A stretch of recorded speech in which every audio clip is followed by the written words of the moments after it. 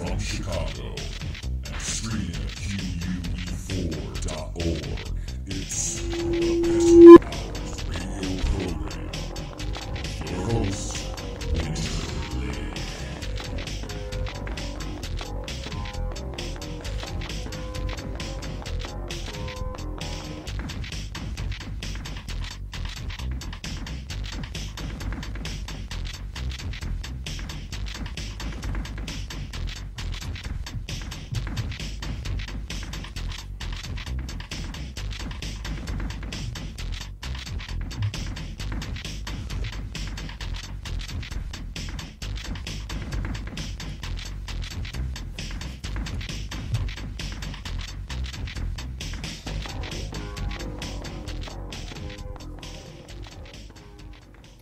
One noticeable thing about certain forms of superstition is their general acceptance by the public at large.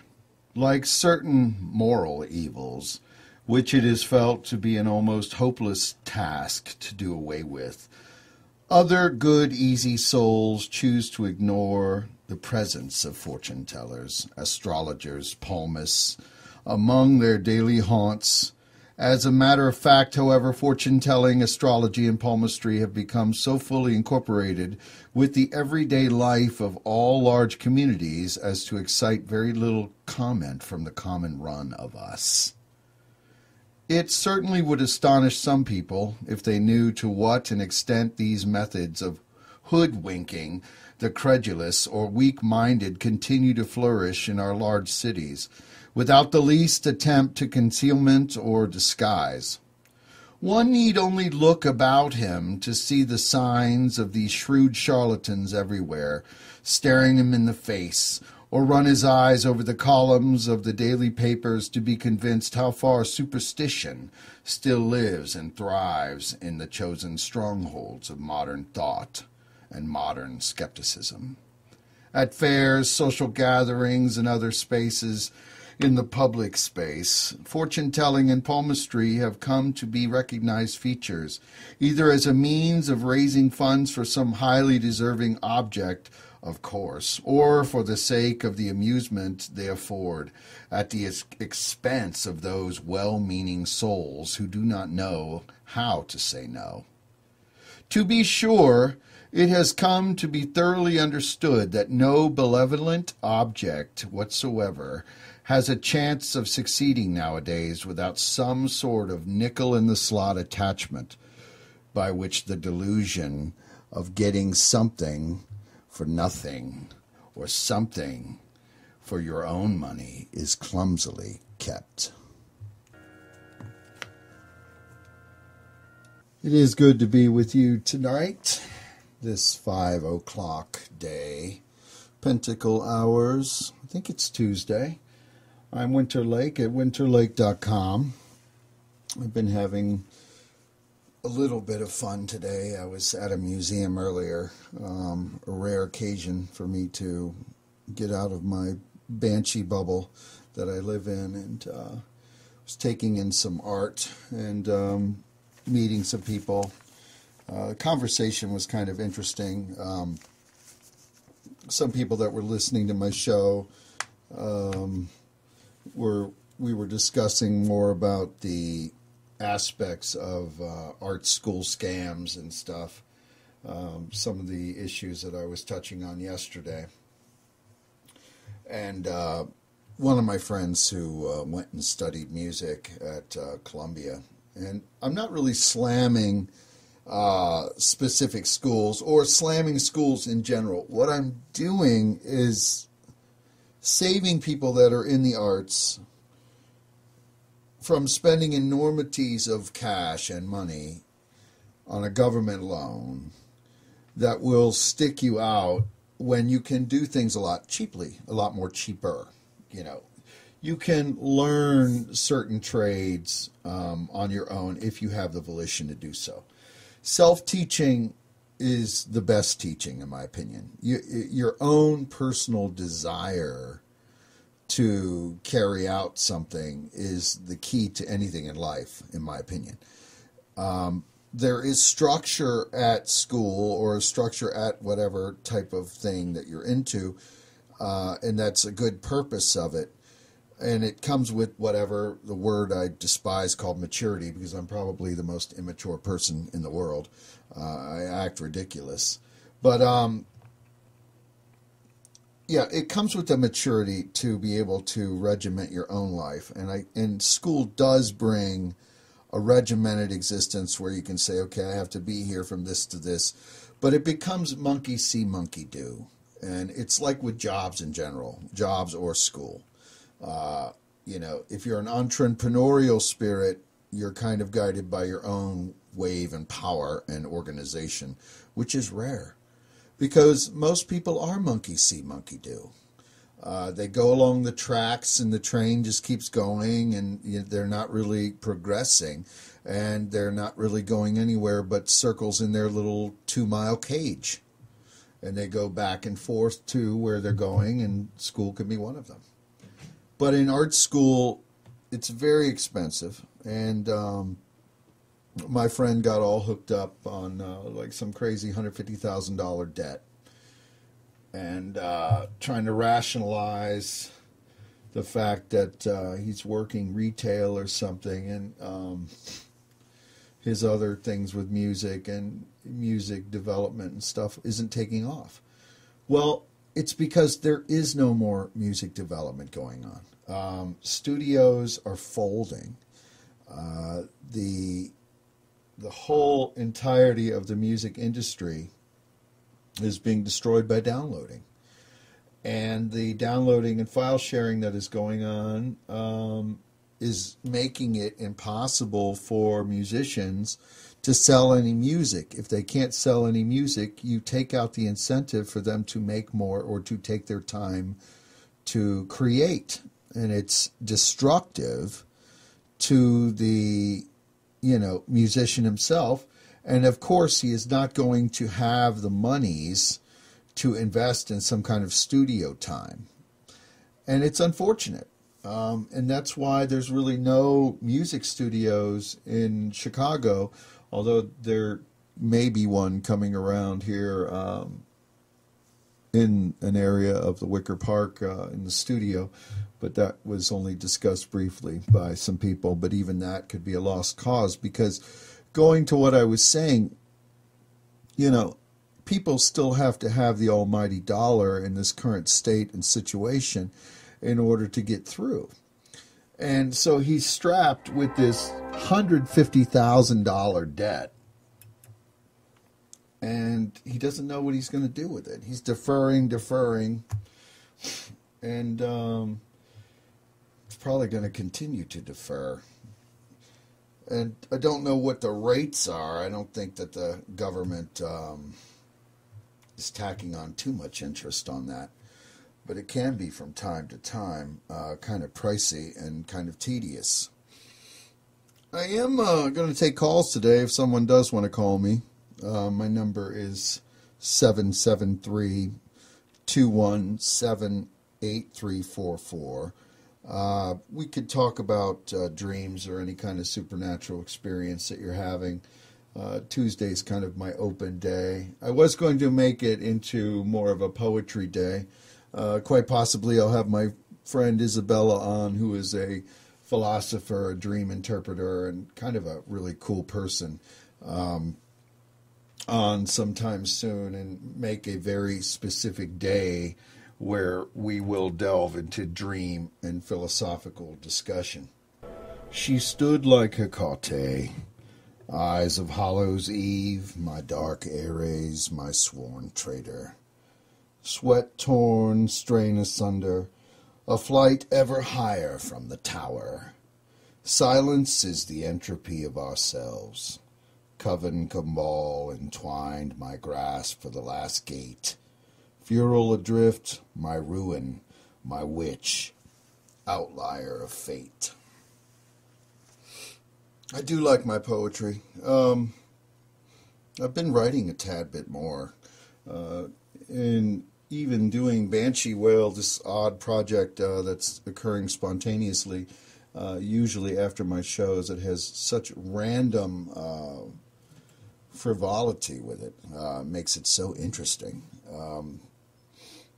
Because we'll be just kind of setting up or podcasting or ever building for the next show. And we'll just break out into random music. And it doesn't really have any structure. Everything happens instantaneously. The lyrics, the music, all that. And I guess we could produce it down, and I've did a little bit of that, and dabbling more with it, and add drums and do more. And I think some of it will be cleaned up and codified and put together a little tighter and added to, and be made into a really kind of weird, neo-folk mountain music that you could play on the side of the Appalachian Mountains or something. Who knows? It's so out there because it's so different from the style that I embrace as what I've really kind of listened to. I listen to a lot of like lo-fi, or I listen to electro or weird French go-go music. And then I end up, usually after a show, singing bizarre neo-folk, like swinging Creedence music or something. I mean, it's just weird. But that shows the contrarianness of my nature. And the spontaneity of it makes it so weird. And it's just out of character for me, because I'm not really listening to that type of music. I don't know where I'm channeling it from. Maybe there is some kind of entity or ghost or something that is around me that just wants to do like weird river music. At least right now, because it doesn't make any sense. It defies logic, but it just happens so randomly, and it's really a lot of fun. And when I go back and listen to it, it just sounds like weird. It sounds so out of character, because I'm not really feeling like that, but it's like when I do it, I channel like this weird force, or I just feel like doing that, and whereas I think if we had structured keyboards and all this type of thing, that probably wouldn't happen. I received an email in regards to some of my satanic philosophy, and they wanted to hear me speak of some central core issues on Satanism or black magic, and it can be done. I've written a lot of diatribes on the topic, as well as innumerable other occult aspects. Pretty much everything I do in my life is geared towards that. It's my mantra. But in going into it, I would say that the spiritual axis of satanic power avoids the collapse of human hubris. The satanic singularity seeks to conquer death. This is what humanity ultimately longs for. The center of our consciousness is evil. The salesmen of light and promise pervade this hollow consumer culture, a growing deformity. The abscess of brainwashed conditioning, they coin the old gods to insignificance, spinning to destroy a person's reputation, never take anything at face value. So that's some of it. I think that the satanic savant ever craves Lucifer's comprehension. It's an imperishable fire for undeath. I talk in really grandiose terms, but some of this obviously is being read out of some of my diatribes. But I think suffering is an unnatural death, and masters of evils need to master the unnatural world, and perplexities divested and paradox attained. That is what it is. It's to strive to be a super Aryan. Witchcraft is very much along the lines, but it's Gaia worship more than anything. It's dealing too ground-based, whereas Luciferianism, as an entitled topic, reaches for escalations of, super consciousness to overcome humanity and be greater than you are, and to cheat death. The ultimate thing is to overcome death, because really we live in such a finite existence. It's imperative, at least from a satanic standpoint, to live and to be evil. And evil is very contextual. It's a natural state to which humanity is not admitting unto themselves. They seek to overcome it through their conditioning. And oddly enough, there are these agents of destruction, more like death worshippers, who would be considered an Illuminati.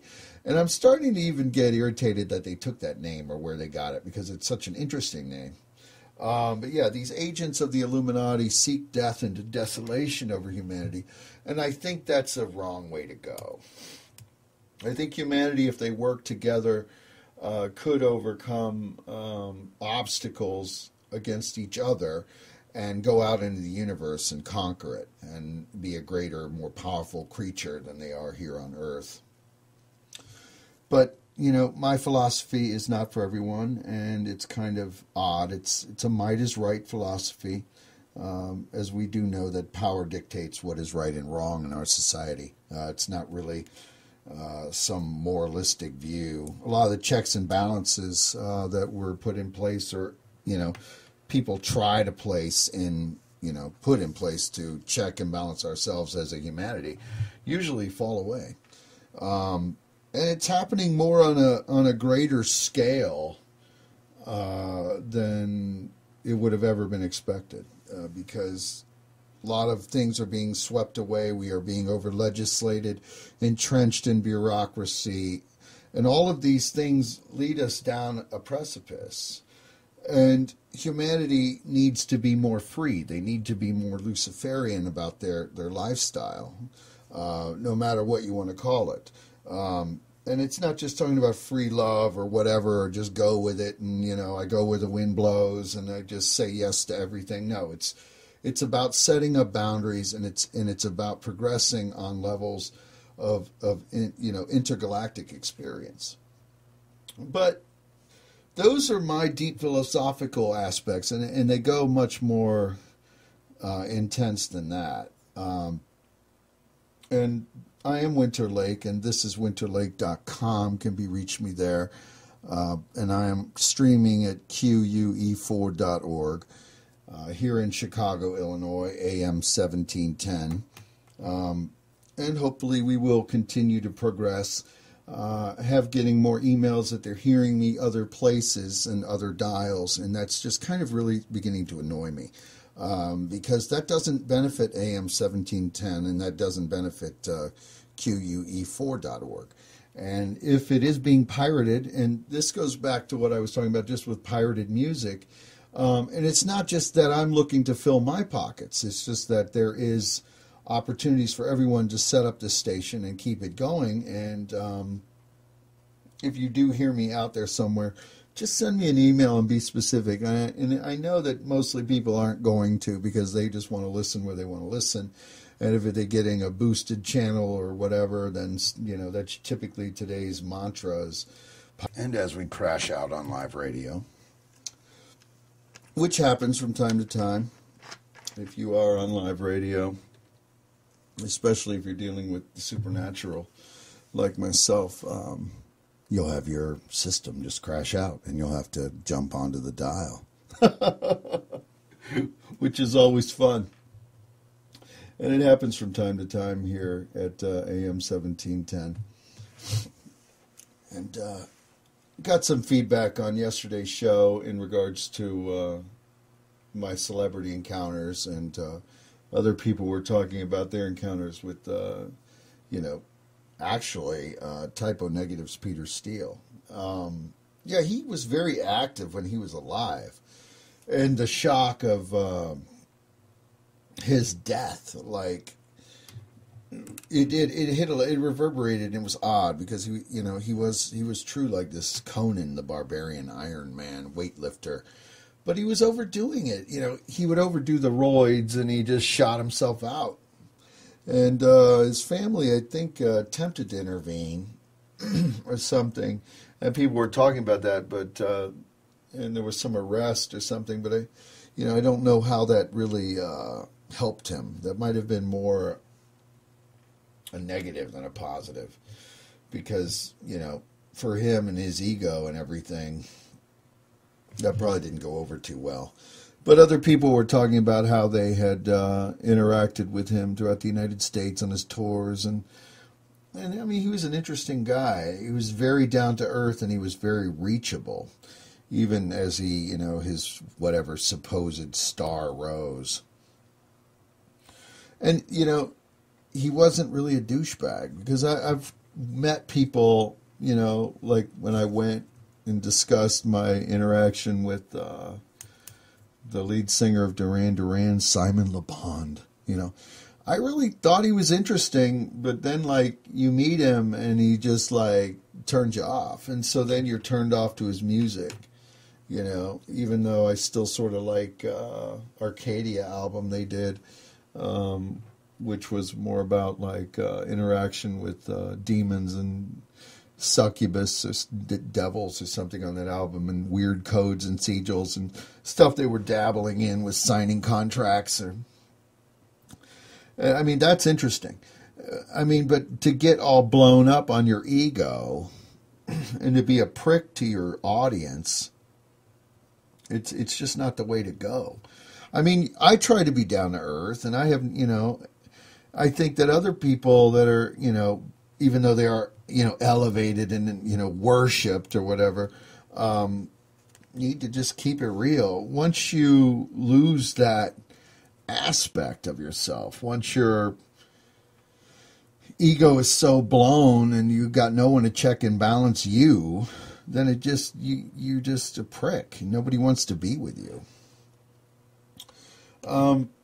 In talking more about some of my philosophy, and I can read some more here, satanic survival is the means to bend the forces of nature to one's own will.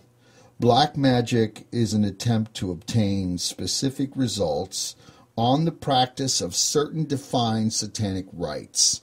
Black magic is based on a recognition of the Luciferian principle of causality, that given to the same antecedent outcomes. Thus, black magic is a proto-science to defy any regular sequence of nature, and quite possibly the abrogation of causality altogether. Now, that is a pretty specific definition of some of my practice. And it's probably going to go right into another book. And I swore off writing another book, but I tell you, it's been nothing but back-to-back books. The demand has been strong. People like what I write. My Amazon ratings are decent, whatever that means. Even though I was speaking with someone about Yelp or something the other day, and I'm dying to get him in here, and he's fighting me on it. But he invested some $500,000 into a restaurant, and Yelp is giving him a single star when he's gold. So even these manipulations that are going on the internet, for example, like with book ratings, they're kind of a joke, because you don't know when you're being manipulated. You could have, this great restaurant, which this gentleman does, and only get 1 star on Yelp, and it's a lie. He'll get, and I'm deviating as well, but he'll get a 4-star, 3-star, and Yelp will actually remove it. I don't think that is necessarily going on Book World, and I don't really care about ratings, what I get, or what people actually want to put down or write about me or anything. I don't Google myself, even though others do, and they're kind of stalking me and whatever. And that's fine, because that's what Google's there for. People want to be informed, and that is the central technology asset for them to be informed about individuals. But I do think that in that course of looking at Google and other search engines, which are probably only two in existence other than Google, you need to take the information with a grain of salt. You really do. It goes to the old adages, don't believe everything you read. And, what's out there is, all kind of like crowdsourced information. We're in a wiki, reality where, people can put up basically anything they want and everything has to be checked and there's no way to real check it because all you're doing is like checking on nonsense. It's like one conspiracy theorist quoting another conspiracy theorist.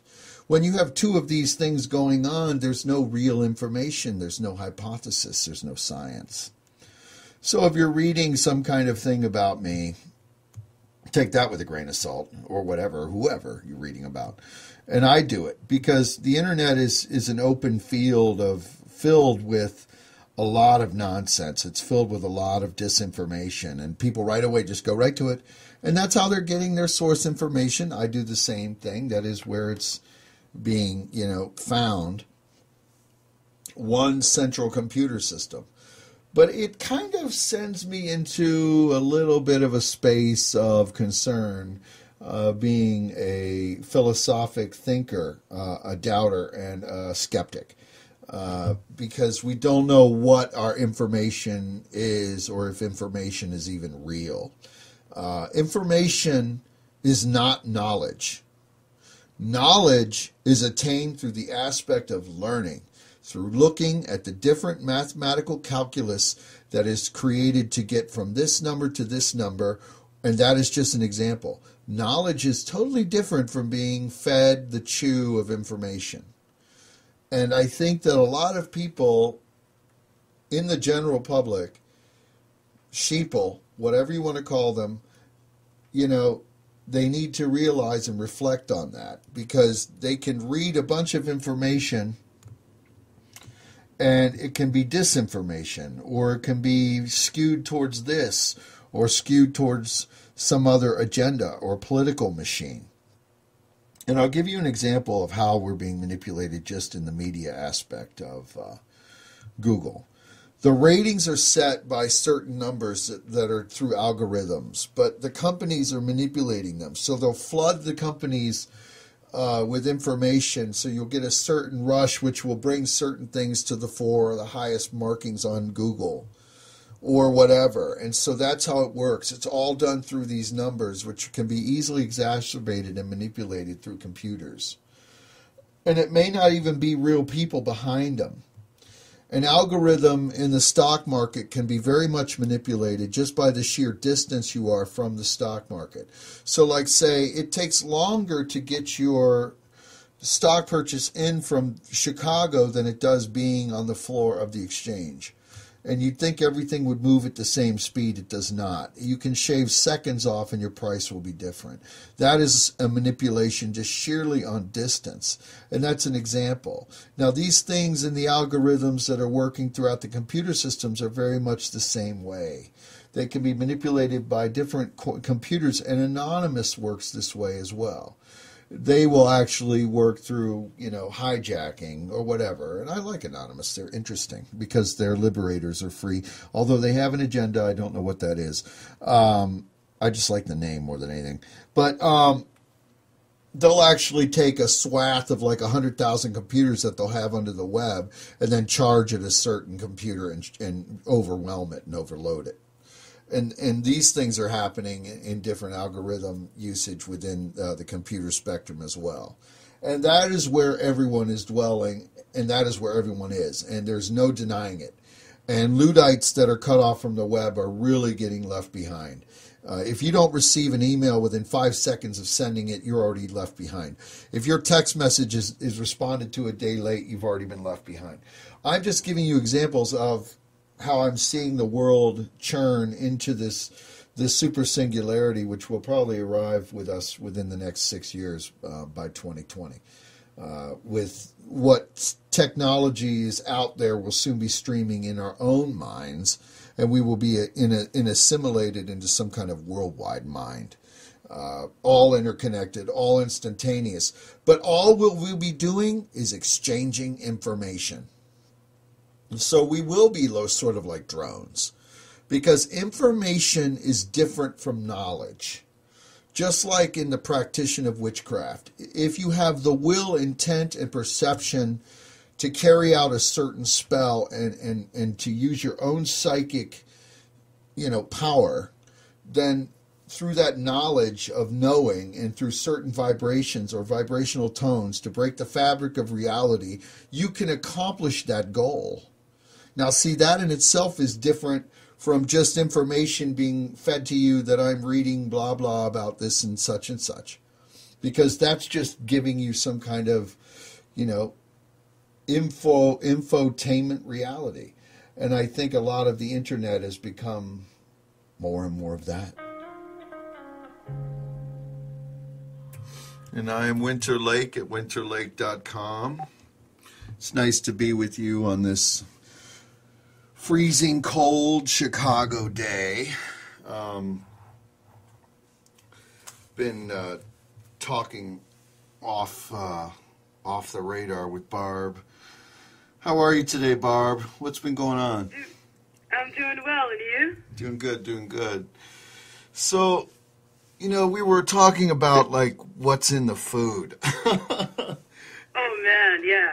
I mean, what's going on? I mean, I don't know. I mean, your father, for example, he lived this healthy life and everything, and now he's coming down with cancer. I mean, that's just, this is like the status quo where everyone is going to come down with cancer, or what? I'm sorry, I didn't hear that what you said right before status quo. I'm sorry. Yeah, I mean, interrupted. Do you think that we're all going to come down with cancer? It doesn't matter how healthy we live? I don't, listen, I'm not a scientist, and I don't know, but I hope to God we don't. But here's what I think, and a lot of people might call me a conspiracy theorist, but here's what I think. I think that there's definitely some type of eugenics program going on due to the fact that globally we are overpopulated. And I really think that the elite, in some way, which I think it's just a handful of people. I'm not saying that it's a whole crazy conspiracy with every single person who's royalty or who is a president or a prime minister that's in on it. But I definitely think that there's a handful of people, mainly the bankers and the upper echelon, such as the people that attend the Bilderberg meetings. I think that they realize that we are overpopulated, and I would not even think twice about the fact of chemtrails, dropping things, aerosol, into the air, putting stuff in our water. You want to kill a country, you want to get rid of people, poison their water. The meat, shut up with antibiotics, hormones. I would not think twice as why we're coming down with an epidemic of cancer. Think about this. How many freaking commercials do we hear on the radio and on television about the Cancer Treatment Center of America? It's just bizarre. I know, it's a business. It's humanity as commodity. It is. I don't understand why they would want to do it though, unless they're just outrightly genocidalists. I'm not thinking that. I'm not like this crazy person that thinks that everybody. I know you're not. Like I said, everybody's out to kill us. But I think it's a small handful of the upper echelon, such as the bankers, that are trying to I feel like they're. Okay, I'll give you a perfect example. Monsanto has a contract with us to produce wheat. Okay. They also make many other products, which I really don't know. I haven't been doing enough research to tell you what it is, but I heard that they've tested the wheat, and it's poison. It's poison. They've done several water tests, and there's things in our water that you would not even believe. There's freaking heart medicine in there, antibiotics, pesticides. Now you're going to tell me, that some of that stuff is not done on purpose. And what about the chemtrails? I mean, people have literally seen planes driving overhead, leaving this fog behind. I do think that we are being poisoned. I do. I definitely do. There's too many people coming down with cancer. And you had asked me, do I think that everyone's going to get it? I don't even want to say that because it's so scary, but I think like a large population of people are going to get it. If you're eating the wrong thing or if you're drinking like the regular drinking water, tap water, because I really think that a lot of the stuff that we're consuming is... Well, everything is sprayed. Everything has a preservative. Yeah. You're using DDT formulas on all the crops, and they're creating genetically modified food. Yes. But isn't that to create more in order to supply the population?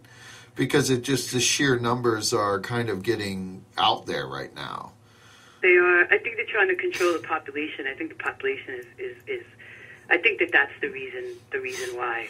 But I mean, their excuse, Barb, is saying that they are genetically modifying the food, and they spray the certain pesticides in order to preserve it, in order to have food for humanity. So but you're saying that you think that they're poisoning it for what agenda? Yes. For what reason do you think? Just to limit population? Eugenics. I think it's eugenics. I think there's a small, like I said, I don't think it's everybody that's running the world, but I think there's a small fraction that really think that we really need to, like, we're overpopulated. We don't have enough water.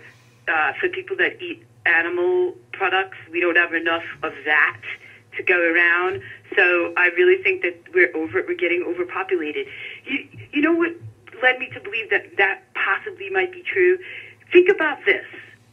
20 years ago, and then 20 years prior to that, and then 20 years prior to that, you did not hear of so many people getting cancer.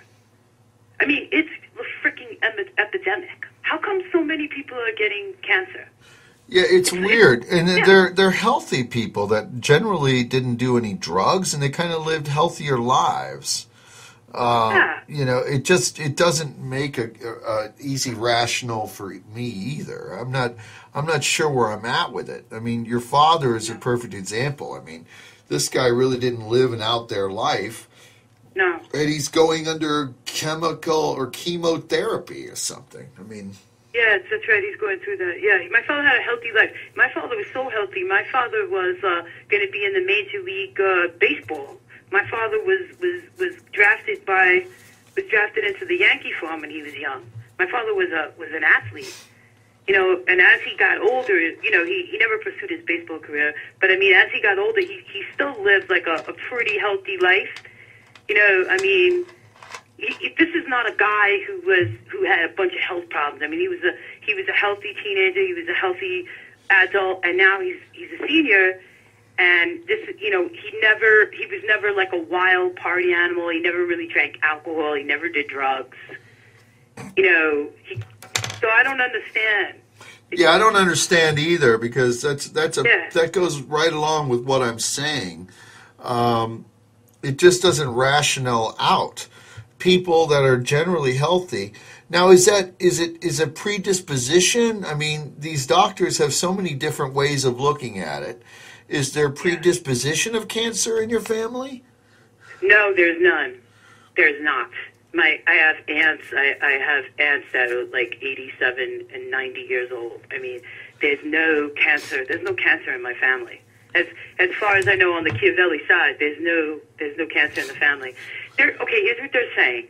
This is one thing I've heard. My father had prostate cancer 6 or 7 years ago, and I think that they think that the radiation that he did for that might have something to do with this cancer. Yes, no radiation is good. Absolutely no radiation is good, despite what people think.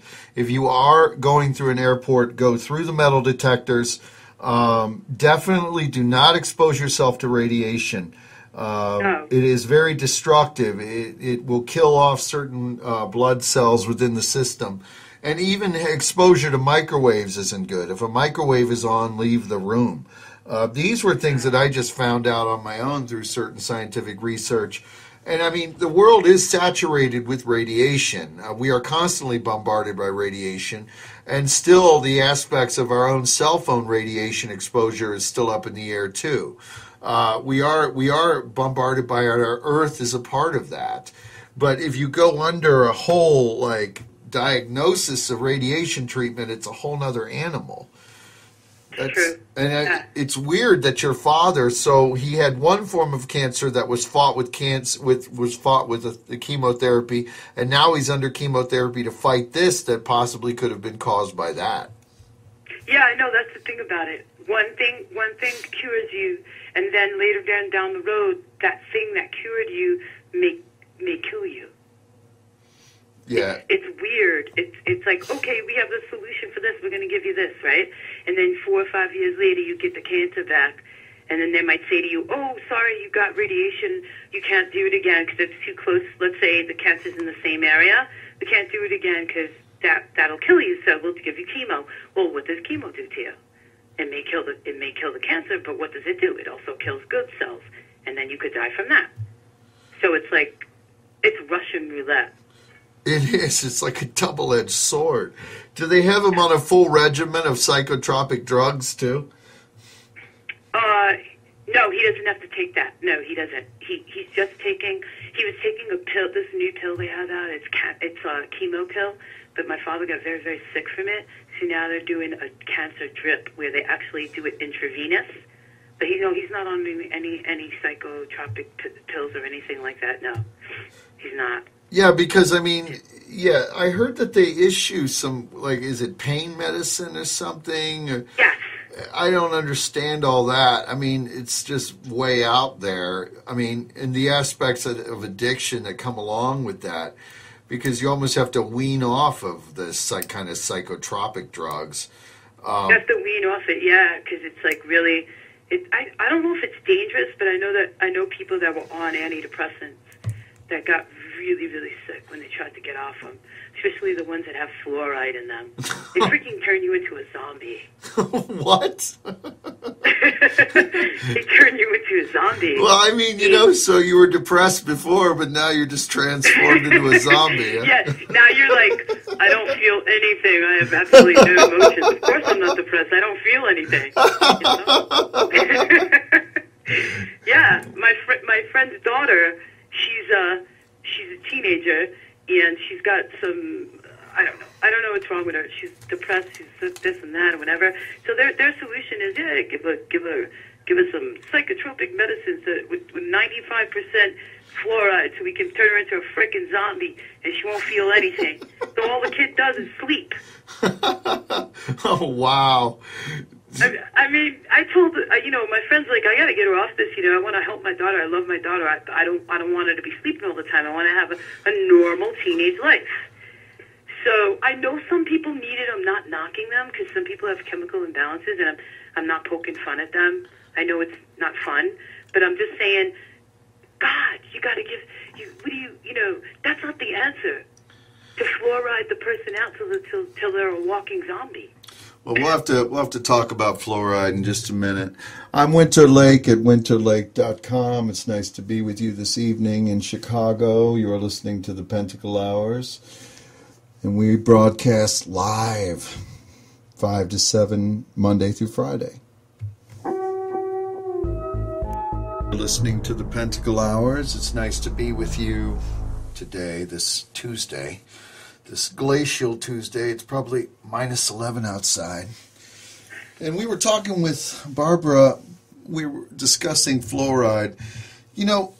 Off the air, before the show, actually, we were talking about fluoride. And that's a weird synchronicity, Barb. Oh, you were? Huh? Yeah, it's odd because an associate here in the studio, I'll just say his name's Michael Callis. He's a really big activist in Chicago for change, and not just change defined by Obama, but like significant change.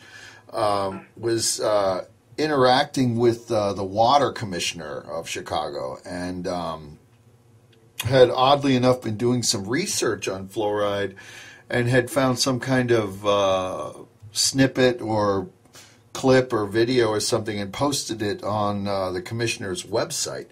And he took it down. Oh, of course.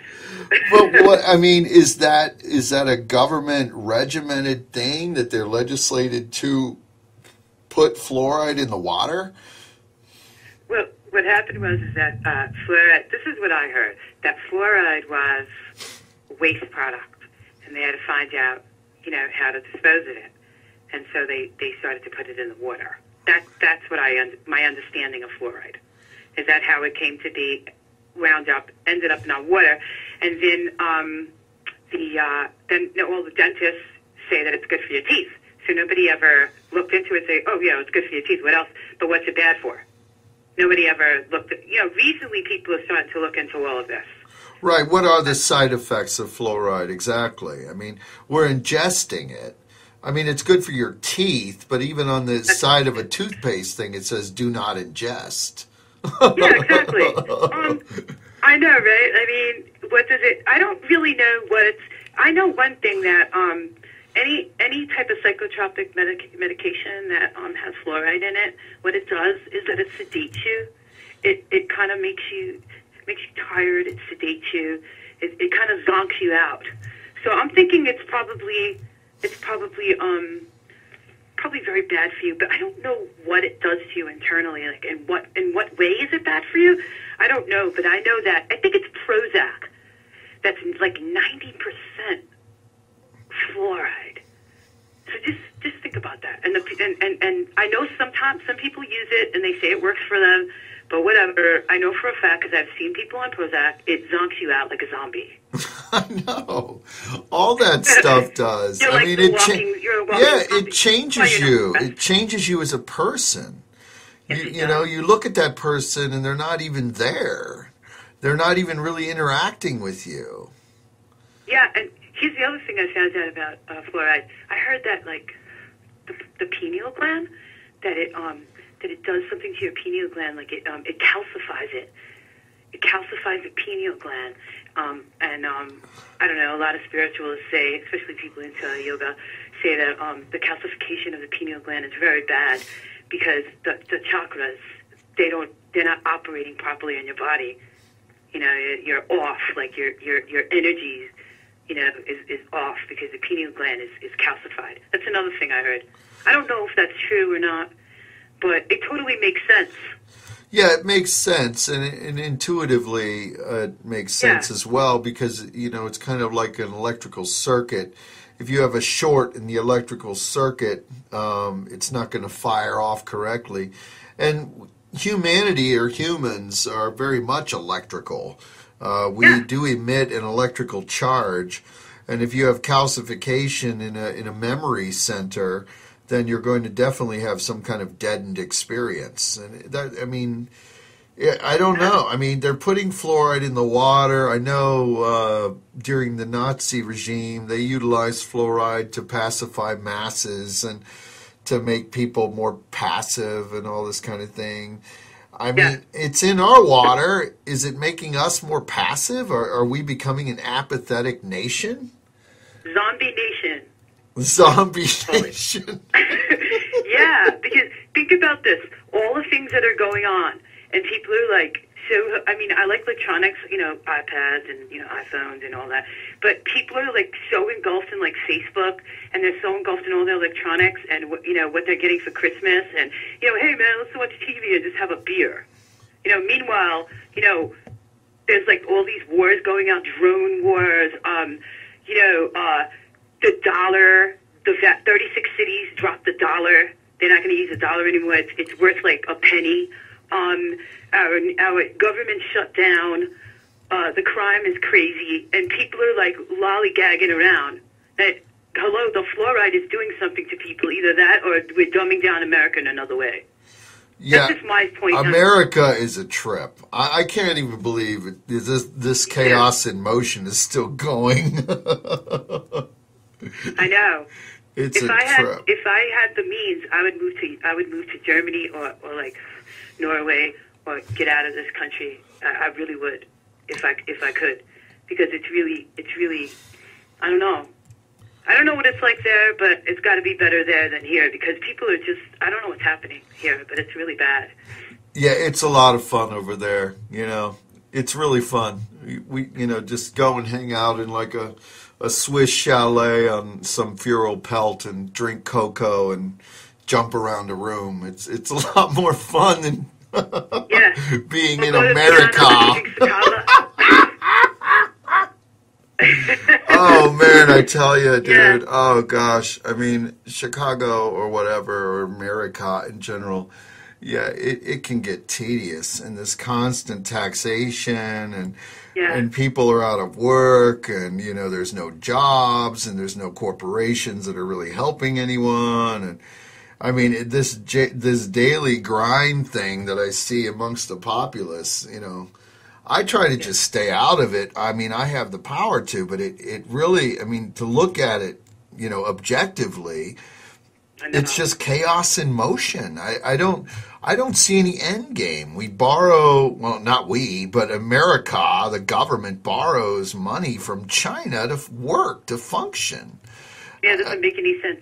I mean, we manufacture everything in China. Yeah. We should be manufacturing here and giving loans to small business owners so that we have manufacturing here. We don't have to buy from China anymore because I don't want to buy a damn thing from China. They freaking eat dogs there. I know. I don't want to buy anything from China either. They're sheerly overpopulated, but their mechanism and machine and everything is over there.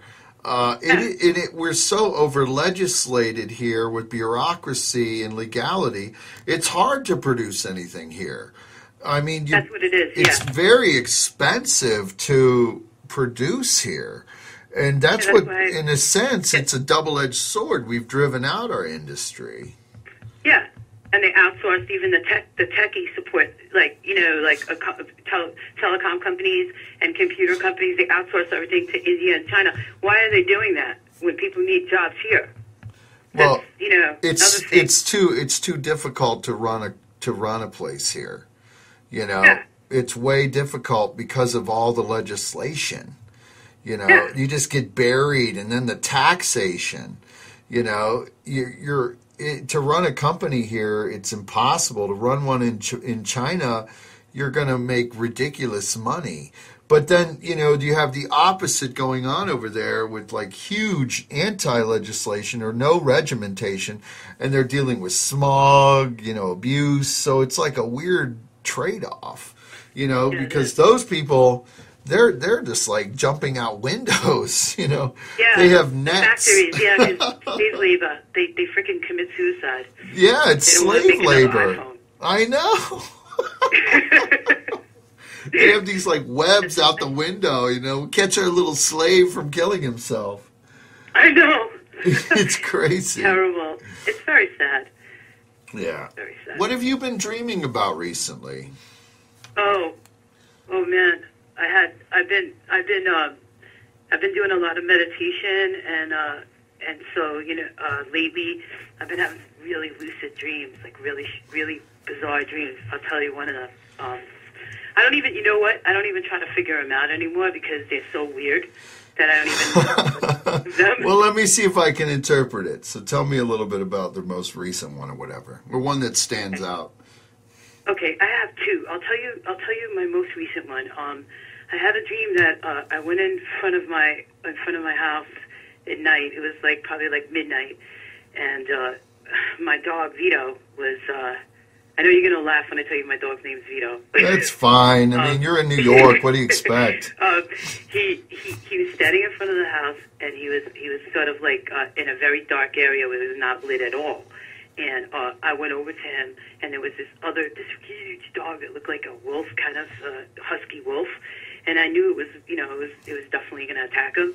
But for some reason, I shut off my fear completely, and I just grabbed my dog, and I picked up my dog, and I looked at the dog that was seemed very aggressive, right in the face. I faced him, and I yelled at him get out of here, get away, and he kind of just stood there, and he didn't even move. And I remember walking back in my apartment thinking, you're crazy. How can you yell at that dog? I mean, you could have got attacked. But for some reason, I just shut my whole fear off. I faced my fear.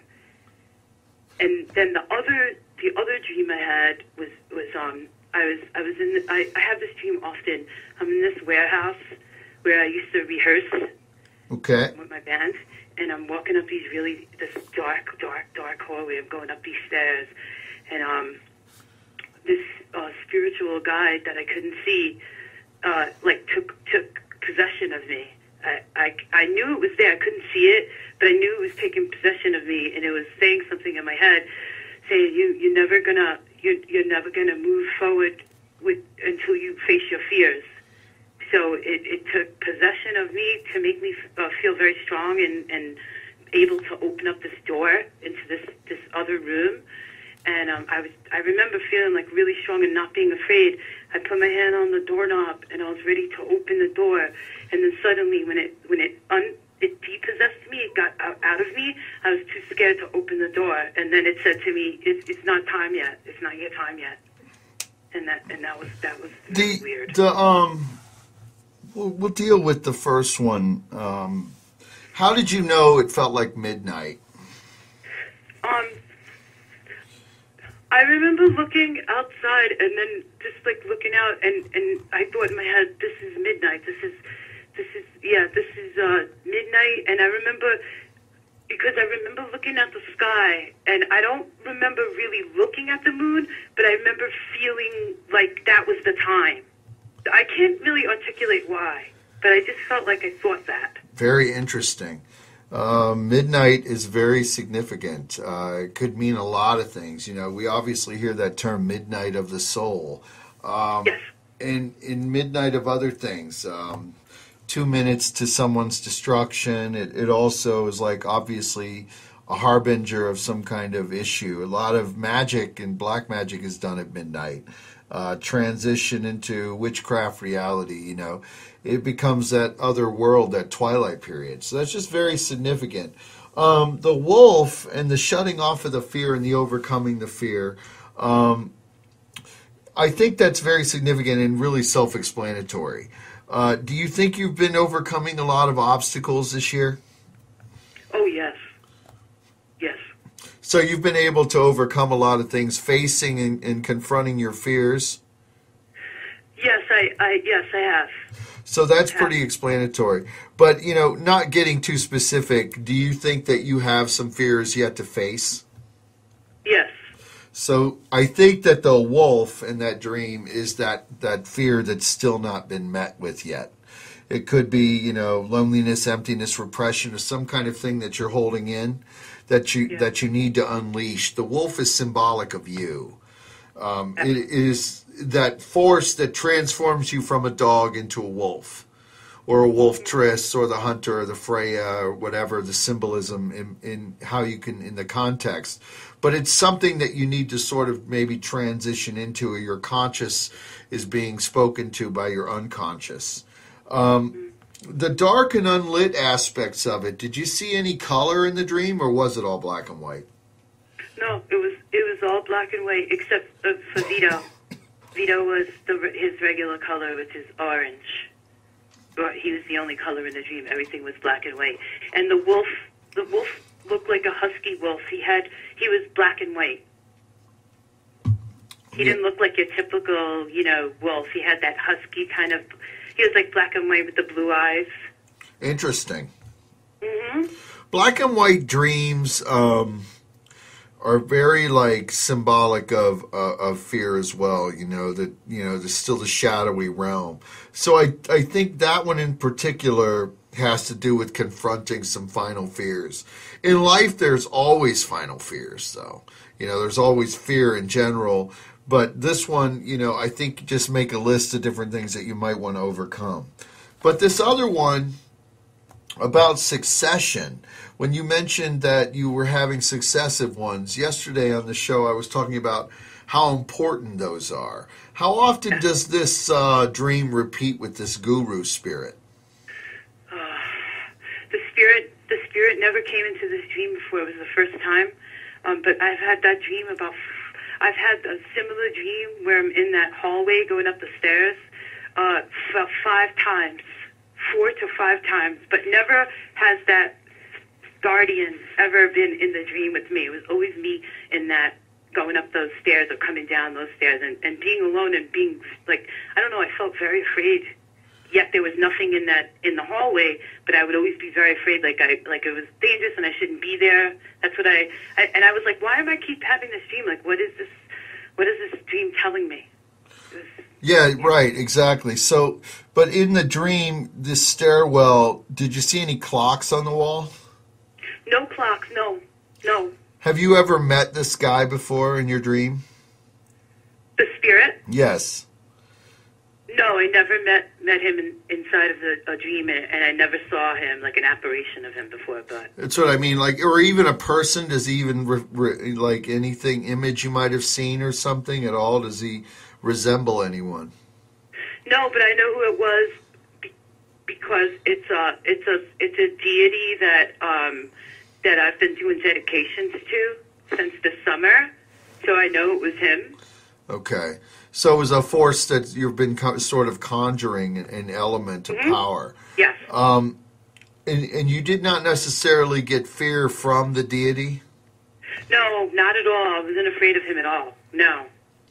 And it was something in dealing with the door, but the door was not ready to be crossed through.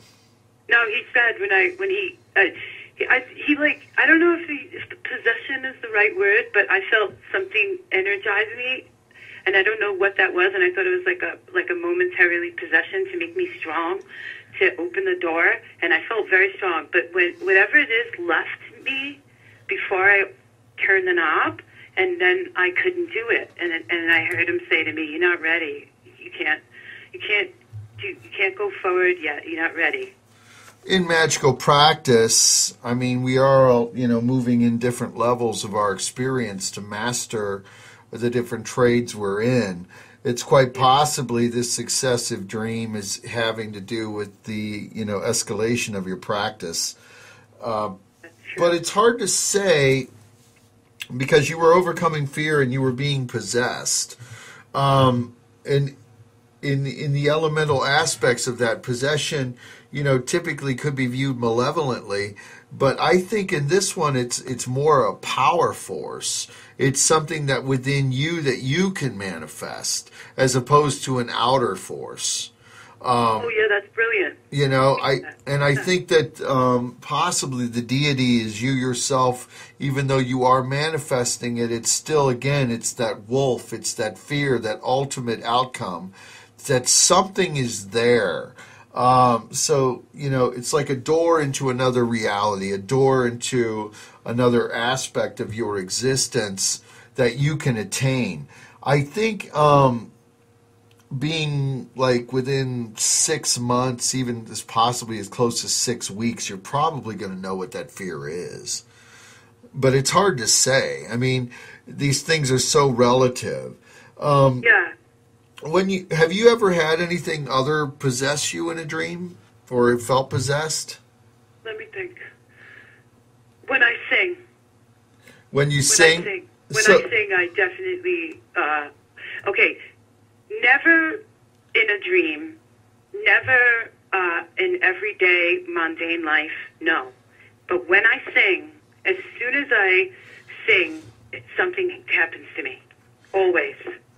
You begin to channel something? Absolutely. What are you channeling? A force? A darkness? Yes. Always, always, always. And I never understood why I feel like that when I sing. Only when I sing. Even when it's not a live. See, when you're doing a live performance, you're a musician. When you do a live performance, you get there's like that adrenaline rush that happens when it's not that. It's not that hyped up adrenaline force that you're performing. Because this even happens to me when I'm doing a recording. Can't really explain it, but yeah, definitely some type of an energy takes me over. And sometimes I even sent you a song. I sent you yes. a song that I did with this guitar player last year. Well, I went and listened to this. I go into the studio with him. He sends me the song. I listened to it a couple of times. I didn't have any set lyrics. I didn't have a set melody, but I just said, let's just go into your home studio and let me see what I can make up on the spot, okay? Right. So I get behind a mic, and this is an instrumental. It's really not meant for vocals, but we wanted to try to do something progressive. So I get behind a microphone, and I start singing all these lyrics, which I did not have written down. I do not even know what I was saying. And not only that, I had a whole melody for it from the beginning to the end of the song. I know some people are really good at improvising. Right. You know? But that was really weird. So you channeled a force and you Always. found your song. Well, you know, those aspects of found songs exist, but I do think that there's some supernatural, you know, intuition going on. Because I mean, you're totally transitioning when you begin to sing. Do you know when the moment happens? Yes, I know when it happens. Something happens. I'll show you some of my YouTube videos where, like, I don't know which ones you've seen, but you could actually see it if you really pay attention to it happening. You could actually see like a change in, like, from the minute I grab the microphone to when I start singing. There's a big difference in the way I behave, and it's just really, I don't know if it's just me that I notice that, because I know it, I feel it happening, if other people pick it up, but I think it's noticeable. It's some sort of force that definitely takes me over, and it's every time I sing. It's every time. I sing, and it's positive though. It's great. It's a great feeling. It's so good that, like, I don't want to ever leave the stage and stop singing, because I always want to feel like that. That's how good it is. It's amazing. That's pretty intense. I mean, Yeah, yeah. Do you know? I mean, do you have an intuition on what the force is that you're channeling, or you don't really want to say, or? Well, that's fine if you don't want to say. I don't know what it is, Winter. I see. I was thinking about it for a minute while you said, no, I don't know.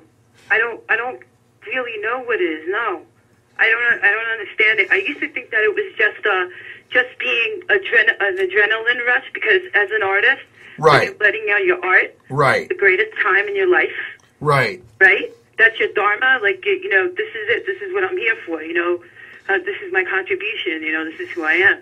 So, and that the only time we're able to really truly be ourselves when we're artists is when we're doing our art. So that was my excuse all the time. But you know what? It's more than that. Yeah, it definitely sounds like it, because it's beyond just an endorphin rush or the regular creative action. You know, they're definitely channeling some kind of force or entity, and it's using you as an instrument. You know, a lot of famous old, you know, maestros and, you know, Mephisto Waltz and so on. All of these things were channeled either by darker or more powerful elements. And I think that's overcoming you as well. I mean, I have seen your videos where there has been different changes. I mean, obviously, I just felt, you know, from a subjective opinion that it was just, you know, that's when you reach your peak. That's when you're starting into that whole thing. But when you're saying that you're overcome with a possession, that's pretty powerful. No, that's like, I'll give you another example. The band that I was in, that I told you about, that I did the vocal track over the instrumental. That same band asked me to come over to the home studio that they wanted to remake a song by the Beatles, right? And I was like, no way, because I said I'm a total metalhead, and I'm not doing. I love the Beatles, but like I'm not doing a Beatles. Yeah, right. You know, I'm not into that kind of music, and I'm not going to do it. And they're like, no, seriously, come over, because I think that like you could turn it into like a really like your style, like make it sinister. But I thought it was like kind of a lame idea, you know, whatever. So I was like, all right, let me try it. So I only heard the song like once or twice in my life, and I listened. The guy let me listen to it on his iPhone for a minute, right? And he printed out the lyrics, and I was like, all right, let me just go behind the mic and do this. And I didn't want to do it, okay? I hated the idea so much, you have no idea. So I'm like, here we go. I'm going to make it suck so they don't even want to do it. Right. Winter, you don't know. I got fucking possessed. Ooh, oh, my God, I'm not supposed to curse on the radio. It's all right. We got a beeper button, so. That's my Italian American mouth. I'm sorry. I went to do the song, and wow, that freaking, you got to hear it. It's like I was so into it. It was like that whole thing that I told you about that happened to me, where I feel like something's like overcoming me, totally took over, and I nailed that song, and it sounded great. I loved it. Same thing happened. I couldn't believe it. Interesting. And they were like, "See, you did it. You did a great job. You made it metal. It's not a metal song. You totally, and after that, I loved it." So listen, that just goes to show you that even when I don't want to do something, I'm not into it, I don't want to sing it, it still doesn't matter. Whatever that is, it just totally took me over. Yeah, that's interesting. You definitely are channeling something because, yeah, that's a perfect example of it. There's something you're not interested in, and you hit it, or whatever the force of the entity was, took you there.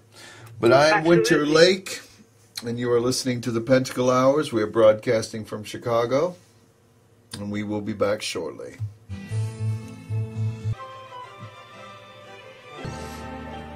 It is Tuesday afternoon in Chicago. I'm Winter Lake at winterlake.com. I hope your night is well.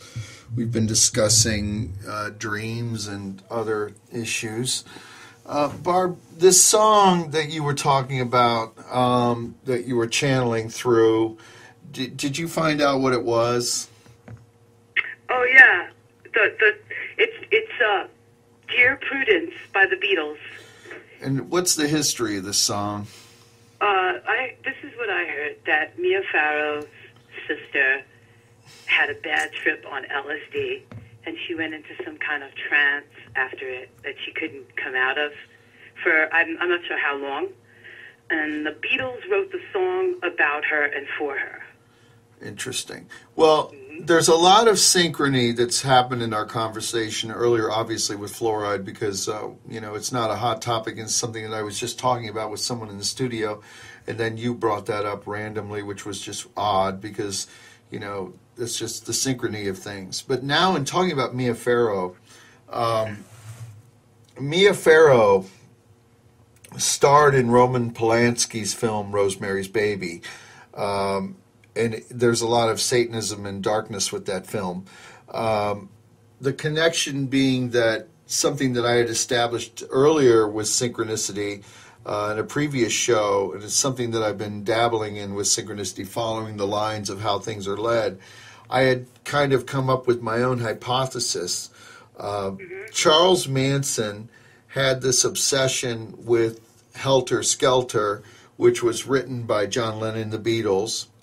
And so he goes through his witches and witchcraft and Satanism and stuff that he was into, obviously kills the Folger woman and Sharon Tate.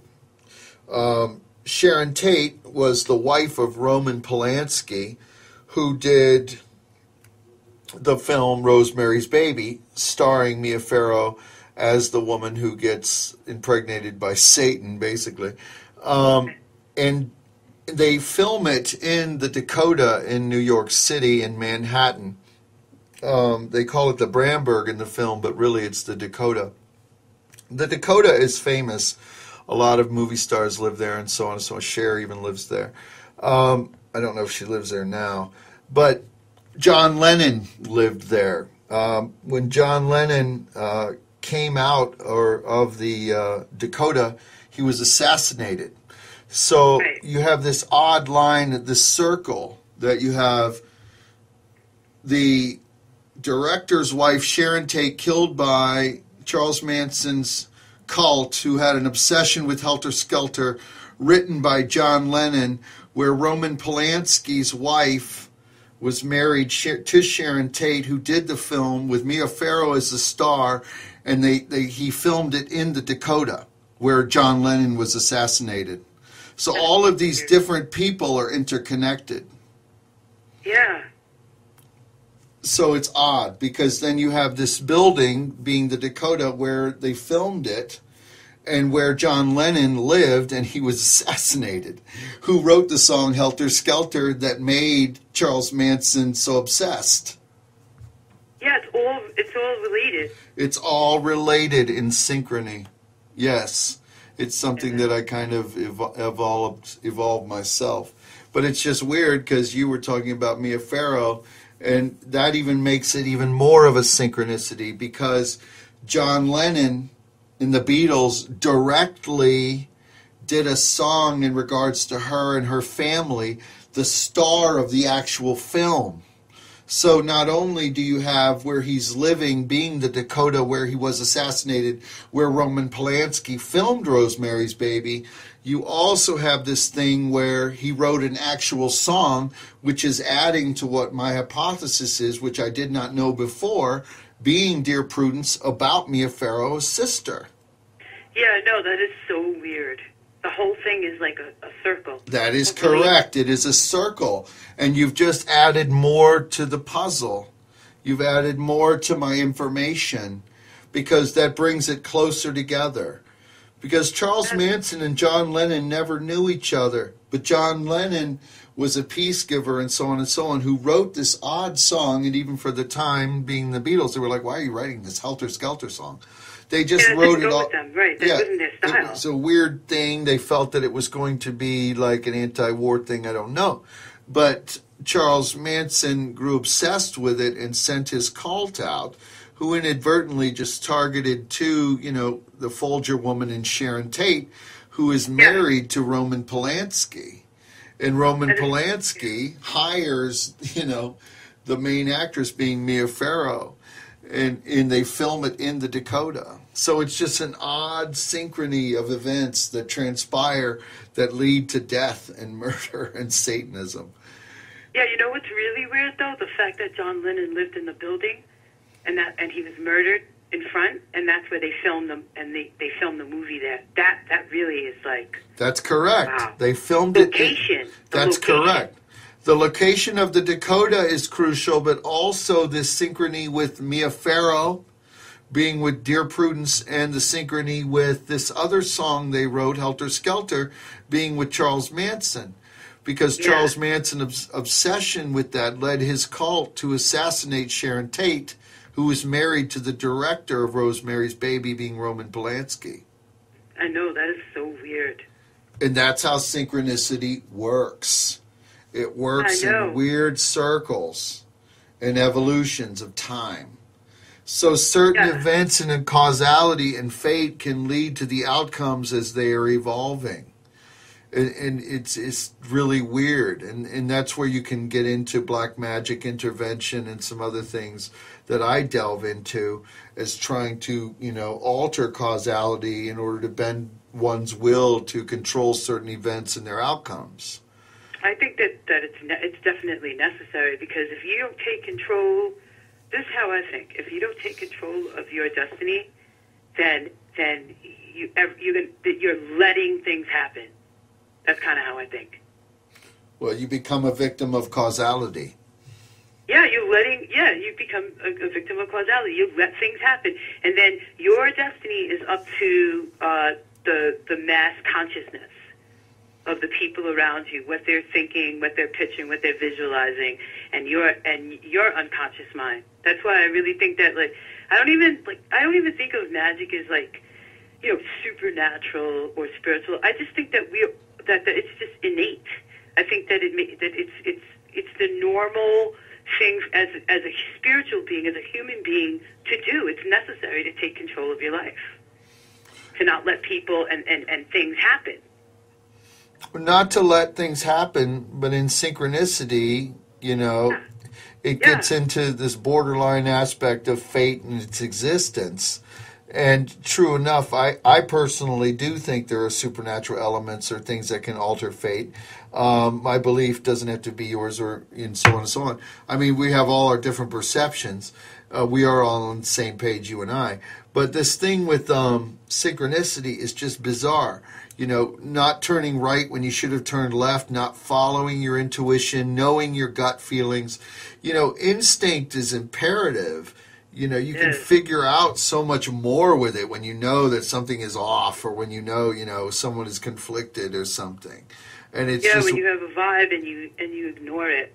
Yes. And there's always peril at the end of that, isn't there?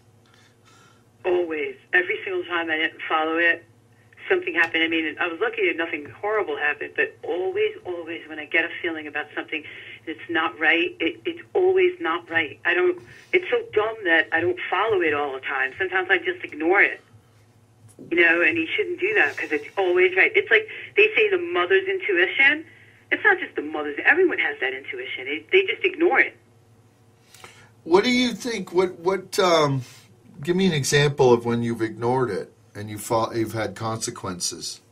Okay, I'll give you an example. Okay, this is a really long time ago. Nothing bad happened to me, but it could have. I was about 17 years old, and I was going to try out for this all-girl heavy metal band. I was going down to Manhattan, right? And I remember my mother saying to me, I don't have a good feeling about this, meeting the guy who's supposedly the manager of the band. I don't have a good feeling about it. I don't think you should go alone, whatever. And I was like, I'm going to go. I'm not going to, be afraid. You can't be afraid of everything. You won't leave your house. I mean, I need to do what I got to do. Like, just because I'm a girl doesn't mean that I have to, that I have to be afraid all the time. I have to do it. And, whatever. And I got this vibe, like what she was saying was right. But I was ignoring it, and I was like, yeah, I'm not gonna listen to that shit because it's just fear based, I have to do what I gotta do. I want to try out for this band. I'm not gonna walk around, being afraid of every little thing. So I went, and let me tell you what happened, okay? Okay. I get to the studio, right? And the guy is waiting outside in front of the studio. And the studio is, it's a Manhattan warehouse building with a bunch of music studios and rehearsal studios in it. He's waiting outside, right? And I says, okay, so, let's go upstairs and meet the band. And he's like, no, it's all right. Just wait for your ride to leave, and then I'll go upstairs with you. Upstairs. So I said, what's the difference? I said, they're going to wait for me. They'll wait for me. It was a friend of mine drove me up there. Correct. Okay. He said, he goes, they're going to wait for you? I said, yeah. And I go, why? He goes, all right, so then you're on a time clock? You have to, I go, no. I said, she's going to wait for me. It's a friend of mine. She's going to wait for, she doesn't care. Takes an hour, 2 hours, whatever. And he was like, all right, so you want to walk with me to the store? Let's just go get a cup of coffee and then we'll go up. So I went to the store with him. We picked up a cup of coffee, whatever, and walked into the studio. And then he goes like this, all right, I have to tell you something. I said, what? He goes, the girls are not here. And I went, why not? And I go, you said they were upstairs rehearsing. What are you talking about? He goes, yeah, they're not here. I didn't want to tell you they weren't here and, disappoint you. But they're not here, so I figured we'll just talk. And I was like, you know what? That's really weird. You told me they were upstairs rehearsing, and now you're telling me because I have a ride. He lied to you. Upstairs. Yeah. I was like, something going on here. Really, really weird. You know what he did? He ignored me and he walked away from me. He kept walking down the block, away from me, really fast. Ha! What a psycho. It was baloney. He thought I was going to go alone. What a psycho. Yeah. Man, you dodged a bullet on that. I dodged a bullet on that. Wow. Yeah. He was... Yeah. Oh, man, these guys are a dime a dozen, aren't they? Yeah, and then after that was an awesome lesson. After that, I learned the lesson. I was like, you know what? I'm not going to any, tryouts for bands alone. I'm a girl, and I don't know what's going to happen. I can't fight these guys. If there's a big dude, I'm not going to be able to handle myself. I'm not going alone. From then on, I always brought somebody with me. I did bring my friend with me, but she wasn't going to go upstairs in the studio. She was going to wait outside. Smart. From then on, I physically told people on the phone I'm bringing somebody with me to let them know. So if there was any fun and games they planned, they knew I was coming with somebody. Unbelievable, these little scams that go on. You do not know people's intention. And he was told you this band was going to play. He outrightly lied. He got so startled, and thank goodness your ride waited. Yeah, she waited for me. My friend waited for me. She was right there. And he thought I was going to... He didn't know what to do when we came back from the store. We were supposed to go upstairs. He didn't know what to... He was, lamenting. He was, all nervous. I was they're not upstairs. He told me they were upstairs rehearsing. What if he had been... Well, he wasn't being honest. He was just trying to get you or something. Yeah, he was. He He had some nefarious thing waiting for you. Oh, without a doubt. Without a doubt. And this is broad daylight Oh, yeah. in Manhattan. Yeah, he had some kind of nefarious intent. You know, I mean, I don't get these guys. They're ill. I mean, I'm not gay, but I tell you, I have like 2 gay stalkers, and Yeah. I couldn't imagine being a woman dating men. I mean, it's ridiculous. I mean, these guys are following me around. They corner me in bathrooms. I mean, it's like it's like confrontation, you know. And I couldn't imagine being a girl because it's like you're so vulnerable under that. You know, there's these dirt balls. They're so obsessed. Yeah, some people are nuts. Another time, I'll tell you another weirdo story where my gut. This time I listened to my gut feeling though. Your intuition. Right? Yeah. It was a really long time ago. I was going on an interview. This guy had an ad on the New York Times, so I called and I made an interview. An ad on the New York Times, right? New York Times, yeah, and it was a very well-known publishing company. So I made the interview time, and then I called him back the next day, and I canceled it. I had this really bad gut feeling. I don't know what it was. It wasn't like something was just telling me I'm not going. I'm just not going. And my reasoning was like, why? You really want to get a job. You really want to work. So why? Right. I don't know. It was like fighting with myself. Well, I didn't go. I called up. I canceled it, and that was it. I had a bad feeling. I don't know what it was, and that was the end of that. Do you know, and this sounds like a lie. This is unbelievable. 6 months later, I get an email from that company saying that this is sick. The security guard of that building was utilizing their company name, scheduling interviews that were not real, and that they got the evidence and the names of the people that were calling the ad from him, and that they were calling him back to ask them what happened during the interview, that what was he saying to you on the phone, and so on and so forth, because they were never interviewing. He was the security guard of that building, and he put that fake ad in. Wow. Tell me that is not wacky and nutty, and yeah, when I got that, I couldn't believe it. I mean, you've got to be on guard. I mean, and you don't even know where you're going. It's like these people that meet on Craigslist and they end up with their throats slit, you know? Exactly. You cannot be naive in this culture.